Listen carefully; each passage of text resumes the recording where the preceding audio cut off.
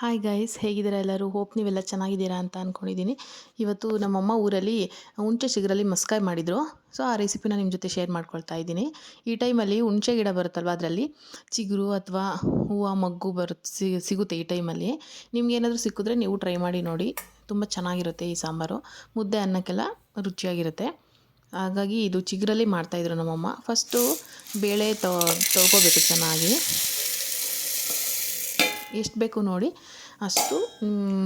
ನಮ್ಮ ಮನೇಲಿ 2 ಅಥವಾ 3 ಜನ, ಕ್ವಾಂಟಿಟಿ ಎಷ್ಟು ಬೇಕೋ ಅಷ್ಟು ನೋಡಿ ನಾವು ತೊಗೊಂಡಿದ್ದೀವಿ. ಬೇಳೆನೂ ಚೆನ್ನಾಗಿ ತೊಳ್ಕೊಬೇಕು ಇಲ್ಲಿ ನೀರಲ್ಲಿ. ಮೊದಲು ಇವಾಗ ಬೇಳೆ ತೊಳ್ಕೊಳ್ತಾ ಇದ್ದಾರೆ. ರುಚಿ ಅಂತೂ ಸಖತ್ತಾಗಿ ಬಂದಿತ್ತು ಸಾಂಬಾರು. ನೀವು ಒಂದ್ಸಲ ಖಂಡಿತ ಟ್ರೈ ಮಾಡಿ. ಹುಣಸೆ ಗಿಡ ಎಲ್ಲಾದರೂ ಸಿಗುತ್ತೆ.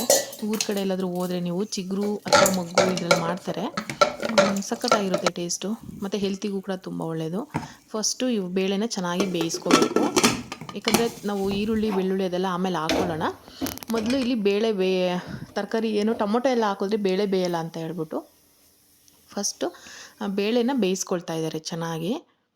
ಆಮೇಲೆ ಇದಕ್ಕೆ ಟೊಮೊಟೊ, ಈರುಳ್ಳಿ ಬೆಳ್ಳುಳ್ಳಿ, ತೆಂಗಿನಕಾಯಿ ಮತ್ತು ಹಸಿಮೆಣಸಿನ್ಕಾಯಿ ಇದನ್ನೆಲ್ಲ ಹಾಕಿ ನಾವು ಬೇಳೆ ಬೆಂದಿರುತ್ತಲ್ವ ಅದಕ್ಕೆ, ಮತ್ತು ಈ ಚಿಗುರು ಇದೆ ಹುಣಸೆ ಚಿಗುರು ಅಂತ ಹೇಳಿದ್ರೆ, ಮತ್ತು ಸಾಂಬಾರು ಪುಡಿ ಏನೇನು ಬೇಕು ಉಪ್ಪು ಅದನ್ನೆಲ್ಲ ಹಾಕಿ ಲಾಸ್ಟಲ್ಲಿ ಬೇಳೆ ಬೆಂದಮೇಲೆ ಒಂದ್ಸಲ ಹಾಕಿ ನಾನು ಜೀರಿಗೆ ಇದೆಲ್ಲ ಹಾಕ್ಬಿಟ್ಟು ನೆಕ್ಸ್ಟ್ ಮತ್ತೆ ಇನ್ನೊಂದ್ಸಲ ವಿಷಲ್ ಹೊಡೆಸ್ಕೊಳ್ತಾರೆ. ಇವಾಗ ಬೇಳೆ ಬೇಯ್ತಾ ಇದೆ. ಇವಾಗ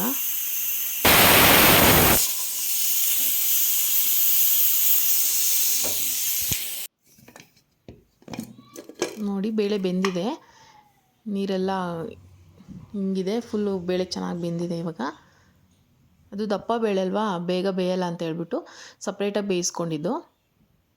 ಈಗ ಅದಕ್ಕೆ ಇಲ್ಲಿ ತೋರಿಸ್ತಾ ಇರೋವಂಥ ಟೊಮೊಟೊ, ಈರುಳ್ಳಿ ಬೆಳ್ಳುಳ್ಳಿ, ಹಸಿಮೆಣಸಿನ್ಕಾಯಿ, ಜೀರಿಗೆ ಇದಕ್ಕೆ ತುಂಬ ಮೇಯ್ನು.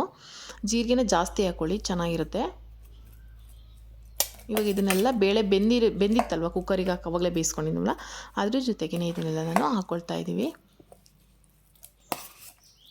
ಮತ್ತು ಕಾಯಿ ಏನಂದರೆ ಫ್ರೆಶ್ಶಾಗಿ ನೀವು ಅವಾಗ ತುರಿದ್ಬಿಟ್ಟು ಹಾಕ್ಕೋಬೇಕು.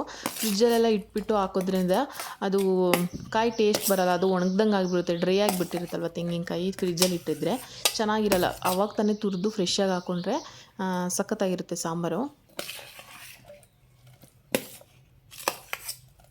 ಟೊಮೊಟೊ ಸ್ವಲ್ಪನೇ, ನಾರ್ಮಲ್ ನಾವು ಬೇಳೆ ಮಸ್ಕಾಯಿ ಎಲ್ಲ ಮಾಡ್ತೀವಲ್ವ ಸೊಪ್ಪು, ಅದಕ್ಕಿಂತ ಸ್ವಲ್ಪ ಟೊಮೊಟೊ ಕಡಿಮೆ ಹಾಕ್ಕೊಂಡಿರೋದು. ಯಾಕೆಂದರೆ ಇದು ಹುಣಸೆ ಚಿಗುರು, ಅದು ಸ್ವಲ್ಪ ಹುಳಿ ಅಂಶ ಇರುತ್ತೆ ಅದರಲ್ಲಿ, ಹಾಗಾಗಿ.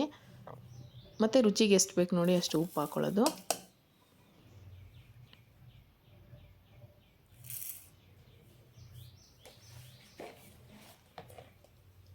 ದೊಡ್ಡ ಸ್ಪೂನಲ್ಲಿ 1 ಸ್ಪೂನಷ್ಟು ಜೀರಿಗೆ ಮತ್ತು ಸಾಂಬಾರು ಪುಡಿ, ಇದು ಮನೆಯಲ್ಲೇ ಮಾಡಿರೋ ಧನಿಯಾ ಪುಡಿ, ಇದನ್ನು ಕೂಡ ಹಾಕ್ಕೊಳ್ಳೋದು. ಮತ್ತು ನೀರು ಎಷ್ಟು ಬೇಕು ನೋಡಿ ಅಷ್ಟು, ನಾವೇನೇನು ಹಾಕಿರ್ತೀವೋ ಅದೆಲ್ಲ ಮುಳುಗೋವರೆಗೂ ಅಷ್ಟು ನೀರು ಹಾಕಿದ್ರೆ ಸಾಕು. ಇದು ಮೇಯ್ನು ಇಂಪಾರ್ಟೆಂಟ್. ಇದು ಹುಣಸೆ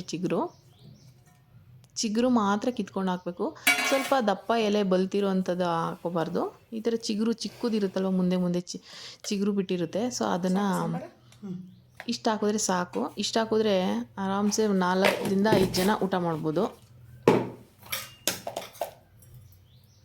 ಮುದ್ದೆಗೆ ತುಂಬ ಚೆನ್ನಾಗಿರುತ್ತೆ. ಈ ಟೈಮಲ್ಲಿ ಸಿಕ್ಕಿ ಮತ್ತು ಮಾಡಿಲ್ಲಂದರೆ ನೆಕ್ಸ್ಟು ಹುಣಸೆ ಕಾಯಿ ಬಿಡುತ್ತಲ್ವ ಅದರಲ್ಲಿ, ಆ ಟೈಮಲ್ಲೆಲ್ಲ ಹುಣಸೆ ಹಣ್ಣು ಬಿಡಬೇಕಾದ್ರೆ ಚಿಗುರು ಸಿಗೋಲ್ಲ. ಸೊ ಸಿಕ್ಕಿದಾಗ ಅದನ್ನ ಯೂಸ್ ಮಾಡ್ಕೊಳ್ಬೇಕು. ಮನೆ ಮಾಡ್ಕೊಂಡಿರೋದು ಚಿಕ್ಕದಾಗಿ ತೋರಿಸಿದ್ದೀನಿ ರೆಸಿಪಿನ. ಪ್ಲೀಸ್ ನಿಮ್ಗೆ ಏನಾದರೂ ನಾನು ಹಳೆ ವೀಡಿಯೋಸ್ ಇಷ್ಟೊಂದೆಲ್ಲ ಹಾಕಿದ್ದೀನಿ ನನ್ನ ಚಾನಲಲ್ಲಿ, ನೀವು ನೋಡ್ಬೋದು. ನಿಮ್ಗೆ ಏನಾದರೂ ಈ ರೆಸಿಪಿ ಇಷ್ಟ ಆಗಿದರೆ ಲೈಕ್ ಮಾಡಿ ಮತ್ತು ಸಬ್ಸ್ಕ್ರೈಬ್ ಮಾಡ್ಕೊಳ್ಳಿ. ನಿಮ್ಮ ಫ್ರೆಂಡ್ಸ್ ಆ್ಯಂಡ್ ಫ್ಯಾಮಿಲಿಗೆ ಹೇಳಿ ಸಬ್ಸ್ಕ್ರೈಬ್ ಮಾಡ್ಕೊಂಡು ಸಪೋರ್ಟ್ ಮಾಡಿ. ಹೊಸದಾಗಿ ಯಾರಾದರೂ ನೋಡ್ತಾ ಇದ್ದರೆ ಸಾಕು. ಇದು ಅರಿಶಿನ ಪುಡಿ ಮನೇಲೇ ಮಾಡಿರೋದು, ಅದಕ್ಕೆ ಈ ಥರ ಕಲರ್ ಕಾಣಿಸ್ತಾ ಇದೆ. ಹೌದಾ?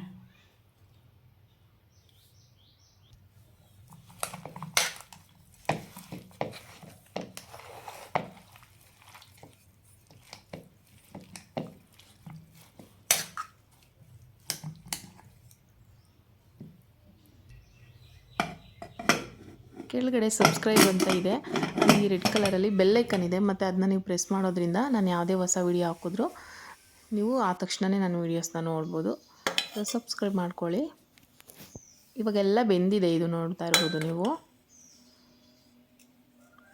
ಬೇಳೆ ಆಲ್ರೆಡಿ ಬೆಂದಿತ್ತಲ್ವ. ಈಗ ಟೊಮೊಟೊ ಈರುಳ್ಳಿ ಬೆಳ್ಳುಳ್ಳಿ ಅದೇನು ತುಂಬ ಟೈಮ್ ತಗೊಳ್ಳಲ್ಲ ಬೇಯೋದಕ್ಕೆ. ಸೊ ಅದೆಲ್ಲ ಬೆಂದಮೇಲೆ ನೀರು ಹಾಕಿರ್ತೀವಲ್ವ, ಆ ನೀರನ್ನ ಸಪ್ರೇಟ್ ತೊಗೊಳ್ಬೇಕು. ಯೂಶ್ವಲಾಗಿ ಎಲ್ಲರೂ ಮನೇಲಿ ಮಸ್ಕಾಯಿ ಮಾಡಿರ್ತಾರೆ, ಗೊತ್ತಿರುತ್ತೆ. ಆದರೂ ಇಲ್ಲಿ ನಮ್ಮ ಮನೇಲಿ ಯಾವ ರೀತಿ ಮಾಡಿದ್ದಾರೆ ಅಂತ ತೋರಿಸ್ತಾ ಇದ್ದೀನಿ. ನೀರು ಸಪ್ರೇಟ್ ತೊಗೋಬೇಕು ಅದನ್ನು, ಯಾಕಂದರೆ ಇದನ್ನೆಲ್ಲ ನಾವು ಮಸ್ಕೊಳ್ಬೇಕಲ್ವ, ಚೆನ್ನಾಗಿ ಸ್ಮ್ಯಾಶ್ ಮಾಡ್ಕೊಳ್ಬೇಕು. ನೀರು ಸಪ್ರೇಟ್ ತೊಗೊಂಡು ಇವಾಗ ನಾನು ಅದನ್ನು ಸ್ಮ್ಯಾಶ್ ಮಾಡ್ಕೊಳ್ತಿದ್ದಾರೆ ನೀಟಾಗಿ. ಚೆನ್ನಾಗಿ ನುಣ್ಣಗಾಗಬೇಕು ಅದು, ಆ ರೀತಿ ಮಾಡ್ಕೋಬೇಕು. ಲಾಸ್ಟಲ್ಲಿ ಇದಕ್ಕೆ ಒಂದು ಸೂಪರಾಗಿರೋ ಚೆನ್ನಾಗಿ ಒಗ್ಗರಣೆ ಕೊಟ್ಕೊಂಡ್ರೆ ಸಾಂಬಾರು ರೆಡಿನೇ ಆಗೋಗ್ಬಿಡುತ್ತೆ.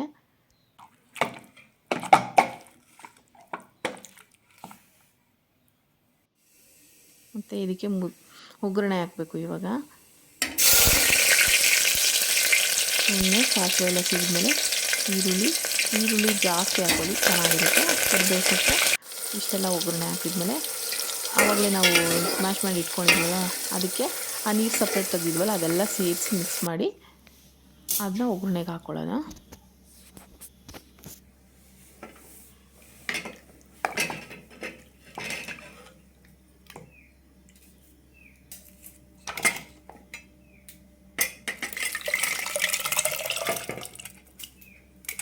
ನೋಡಿ ಎಷ್ಟು ಚೆನ್ನಾಗಾಗಿದೆ ಸಾಂಬಾರು, ನೋಡಿದ್ರೇ ಗೊತ್ತಾಗ್ತಾ ಇದೆ ನಿಮಗೆ. ಬೇರೆ ಸೊಪ್ಪು ಏನಾದ್ರು ಇಲ್ಲ ಅಂತಂದರೆ ಇದರಲ್ಲೇ ಮಾಡ್ಕೊಳ್ಬೋದು, ಮತ್ತು ಹೆಲ್ತಿಗೂ ಕೂಡ ಒಳ್ಳೆಯದು. ಮತ್ತು ಇದು ಸೀಸನ್ ಅಷ್ಟೇ, ಎಲ್ಲ ಟೈಮಲ್ಲೂ ಸಿಗಲ್ವಲ್ಲ. ಚೆನ್ನಾಗಾಗಿದೆ. ಇಷ್ಟಿದ್ರೆ ಸಾಕು ಕನ್ಸಿಸ್ಟೆನ್ಸಿ, ತುಂಬ ನೀರು ಹಾಕ್ಕೋಬೇಡಿ. ಅದಕ್ಕೆ ಮುದ್ದೆ ಮಾಡ್ತಾಯಿದ್ದಾರೆ ನಮ್ಮಮ್ಮ. ಪಾತ್ರೆಯಲ್ಲಿ ನೀರು ಎಷ್ಟು ಬೇಕೋ ಅಷ್ಟು ಇಟ್ಬಿಟ್ಟು ಮುದ್ದೆ ಮಾಡ್ತಾಯಿದ್ದಾರೆ. ಮುದ್ದೆಗೆ ಅನ್ನನೂ ಹಾಕಿದ್ದಾರೆ, ಹಾಗಾಗಿ ಇಲ್ಲಿ ವೈಟ್ ಕಾಣಿಸ್ತಾ ಇದೆ. ಅನ್ನ ಮತ್ತು ರಾಗಿ ಹಿಟ್ಟು ಎರಡು ಮಿಕ್ಸ್ ಮಾಡಿ ಆಂಧ್ರ ಸ್ಟೈಲೆಲ್ಲ ಮಾಡ್ತಾರಲ್ಲ ಆ ಥರ ಮಾಡ್ತಾಯಿದ್ದಾರೆ ಮುದ್ದೆ. ನಮ್ಮನೇಲಿ ನಾರ್ಮಲಾಗಿ ಯೂಶ್ವಲಾಗಿ ಯಾವಾಗಲೂ ರಾಗಿದೇ ಮಾಡ್ತಾರೆ, ಬರೀ ರಾಗಿ ಹಿಟ್ಟಲ್ಲಿ. ಇವತ್ತು ಈ ಸಾಂಬಾರಿಗೆ ಚೆನ್ನಾಗಿರುತ್ತೆ ಅಂತ ಸ್ವಲ್ಪ ಅನ್ನ ಮಿಕ್ಸ್ ಮಾಡಿದ್ದಾರೆ, ಹಾಗಾಗಿ ವೈಟ್ ಕಾಣಿಸ್ತಾ ಇದೆ ಅಷ್ಟೇ ಮುದ್ದೆ. ಈ ಥರ ಆಂಧ್ರದಲ್ಲೆಲ್ಲ ಮಾಡ್ತಾರೆ ಮುದ್ದೆ ಮತ್ತು ಸಾಂಬಾರಿಗೆ. ಕಾಂಬಿನೇಷನ್ ತುಂಬಾ ಚೆನ್ನಾಗಿತ್ತು, ರುಚಿಯಾಗಿ ಬಂದಿತ್ತು. ನೀವು ಕೂಡ ಒಂದ್ಸಲ ಮನೆಯಲ್ಲಿ ಟ್ರೈ ಮಾಡಿ. ಪ್ಲೀಸ್ ಸಬ್ಸ್ಕ್ರೈಬ್ ಮಾಡ್ಕೊಳ್ಳಿ. ಲಾಸ್ಟಲ್ಲಿ ಫೋಟೋನು ನಾನು ಆ್ಯಡ್ ಮಾಡ್ತೀನಿ, ನೀವು ನೋಡ್ಬೋದು. ಸಾಂಬಾರು ಜೊತೆ ಉಪ್ಪಿನಕಾಯಿ ಮತ್ತು ಈರುಳ್ಳಿ ಇಟ್ಕೊಂಡು ತಿಂತಾಯಿದ್ರೆ ಸಖತ್ತಾಗಿರುತ್ತೆ. ಹಾಗೆ ಪ್ಲೀಸ್ ಸಬ್ಸ್ಕ್ರೈಬ್ ಮಾಡ್ಕೊಳ್ಳಿ. ನೀವು ಸಬ್ಸ್ಕ್ರೈಬ್ ಮಾಡ್ಕೊಳ್ಳೋದ್ರಿಂದ ನನಗೂ ಕೂಡ ನೆಕ್ಸ್ಟು ಹೊಸ ಒಳ್ಳೆ ವೀಡಿಯೋಸ್ ಹಾಕ್ತೀನಿ. ಮಾವಿನಕಾಯಿ ಉಪ್ಪಿನಕಾಯಿ ಜೊತೆ ಸಾಂಬಾರು ಮತ್ತು ಮುದ್ದೆ. ಹೇಗಿತ್ತು ಈ ರೆಸಿಪಿ ಅಂತ ಕಮೆಂಟಲ್ಲಿ ಹೇಳಿ. ಇಷ್ಟ ಆದರೆ ಲೈಕ್ ಮಾಡಿ. ನಾನು ನೆಕ್ಸ್ಟು ಹೊಸ ವೀಡಿಯೋದಲ್ಲಿ ಸಿಗ್ತೀನಿ. ಅಲ್ಲಿವರೆಗೂ ಬರಲಾ, bye. Lots of love, take care.